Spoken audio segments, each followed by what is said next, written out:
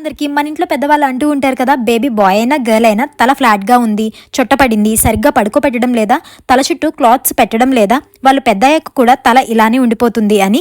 ఇంకా వెంటనే పేరెంట్స్ అయినా మనకి చాలా భయం వేస్తుంది. కానీ పీడియాట్రిషియన్ చెప్తుంది ఏంటి అంటే ఇలాంటిది ఏమీ ఉండదు. పిల్లలు మొదటి 3 నెలలు ఎటువైపు ఎక్కువగా పడుకుంటే అటు ఫ్లాట్ అయిపోతుంది. ఎందుకంటే పిల్లల స్కల్ అనేది చాలా మెత్తగా ఉంటుంది. బట్ పెద్దయ్యాక ఇలా ఉంటుందా అంటే ఖచ్చితంగా ఉండదు. అంతెందుకు, మన పెద్దవాళ్ళకైనా మనకైనా తల ఫ్లాట్గా ఉంటుందా? ఉండదు. కానీ పిల్లలకి ఆల్మోస్ట్ ఇలానే ఉంటుంది. 1-2 ఇయర్స్ తర్వాత న్యాచురల్ షేప్ ఏదైతే ఉంటుందో ఆ షేప్కి వచ్చేస్తుంది అని. సో మనం దీనికంటూ సపరేట్గా చేయాల్సింది ఏమీ లేదు. మీకు అంతగా డౌట్ ఉంటే పీడియాట్రిషియన్ని కన్సల్ట్ చేసినప్పుడు వాళ్ళ దగ్గర టేప్ ఉంటుంది, హెడ్ సైజ్ని మెజర్ చేయించండి. వాళ్ళ ఏజ్కి తగ్గట్టు హెడ్ సైజ్ కరెక్ట్గా ఉంటే ప్రాబ్లమే లేదు.